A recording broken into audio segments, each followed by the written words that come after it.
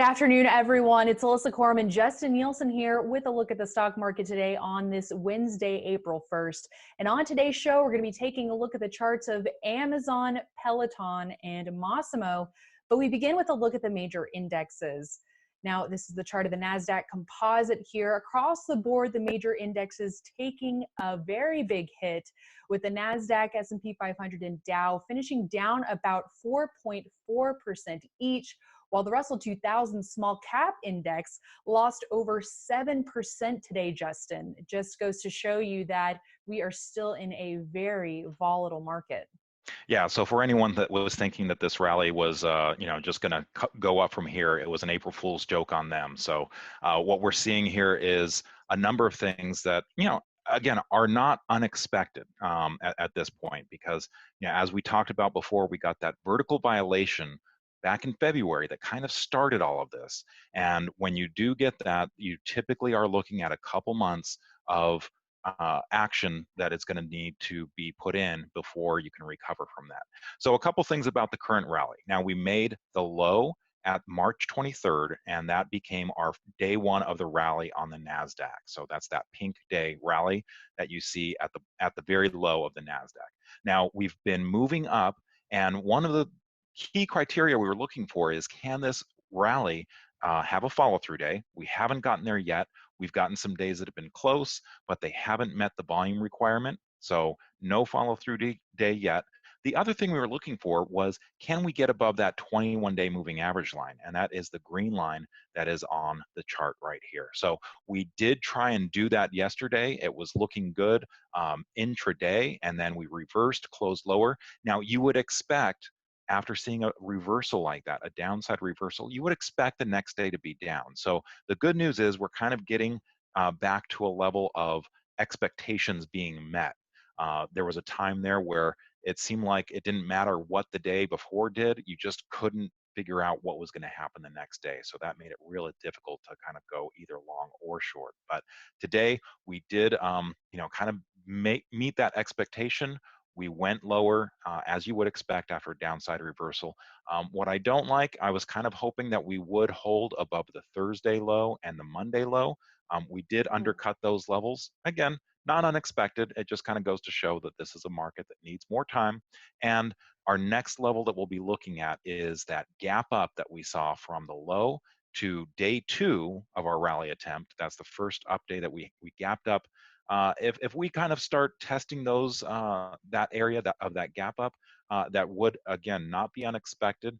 We could see that happening tomorrow. We could expect a little bit of test there. If we can reverse back up from there, that would be, positive. But so far, it's still an environment where you want to be very careful out there.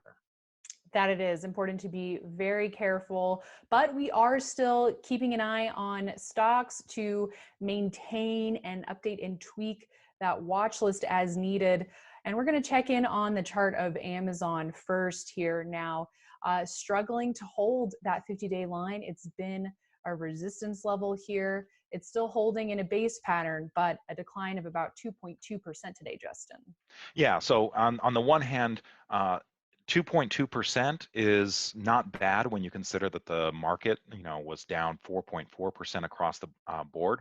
So that's exactly half as much. Usually you expect your stocks to get hit harder. And so the fact that this held up better, that part is good.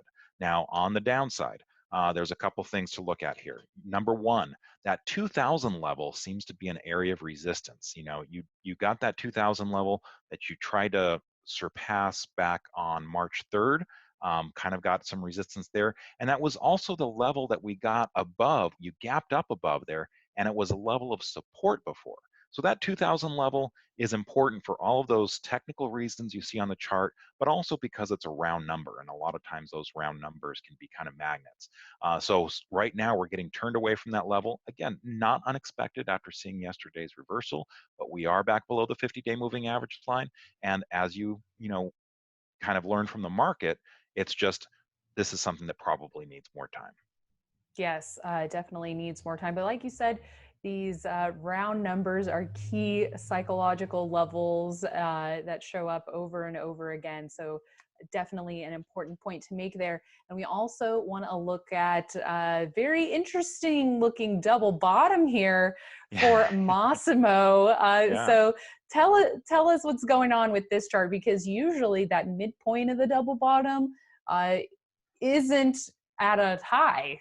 Yeah, so I actually was talking with Mike Webster, our head market strategist, on this today, because he actually did a lot of work on pattern recognition for MarketSmith, and so he knows patterns very well. And I was like, I want to call this a double bottom. It's got the look of a double bottom, it's got the feel of a double bottom, but it just is very unusual that that middle of the W did get into new high territory. And he was saying, I kind of agree with you. It does seem very double bottom-ish to me as well. Now, Massimo was kind of set apart from a lot of stocks because it actually closed up today. So the market was getting, hit very hard. This was something that was up almost 0.8%. Now, of course, this is kind of a little bit of a coronavirus play. They do, some of the monitoring, especially of those pulse ox monitors. That's something where when you're dealing with a respiratory disease like COVID-19, those pulse ox monitors could be very important to kind of determine where people are in terms of their health and when they're getting into trouble. So it's no surprise that this is something that is bucking the trend, but this is a very interesting pattern.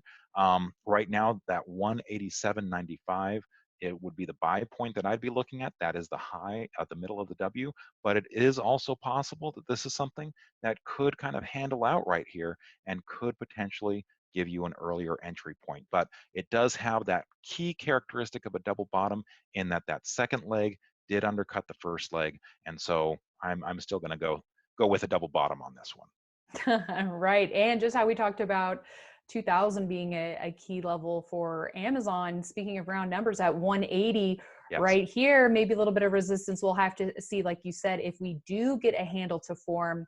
And last but not least, let's take a look at Peloton.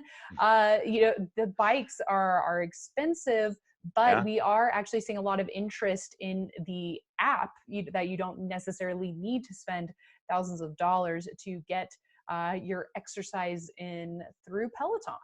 Right. And, this is one of those things where, again, a lot of people are trying to figure out with gyms closing all across the Right. nation, how am I going to get, my workout in? I personally have been going more on a carbo loading idea. And the fact that I can wear sweatpants, during the day has made it so that, I haven't been doing the workout like I should. But for those that have been a little bit more diligent with their workouts, Peloton is something that is on their radar and is on our radar now as well. This was something that was looking very good as it IPO'd, and had a very strong move earlier, at the end of last year and at the beginning of this year. Now it has gotten into a lot of trouble. This is what I would say is more of a regular double bottom. You had that second leg undercut.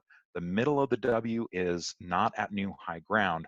The problem with this double bottom, however, is it is very, very deep. You don't like to Mm. see things that are that deep. And so a lot of times that means that it's going to need a little bit more recovery time.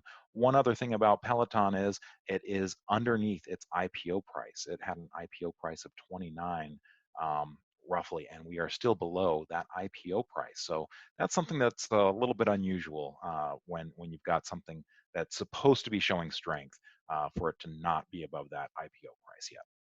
Yeah, that's a very good point. But we are seeing it back above that 50-day line, which Yes, a lot of stocks out there cannot say. So right, exactly. we'll So that definitely does keep that tabs that on it. that does put it in very special territory.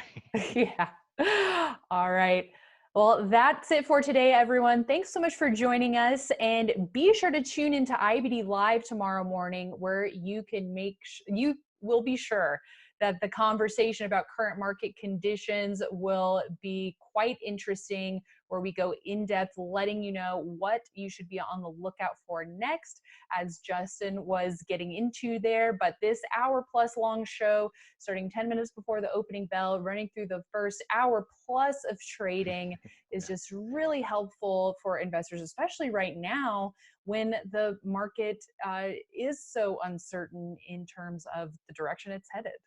Yeah, and we do go over a lot of that kind of trading plan ideas, what to expect for the rest of the day. So it's a good way to kind of get insight into what we're thinking, what we're seeing, and a lot of people have been learning a lot from it. So we hope you join us. That's right. So make sure to check it out at investors.com/IBD live. All right, everyone. Thanks again for joining us, and we'll see you right back here tomorrow.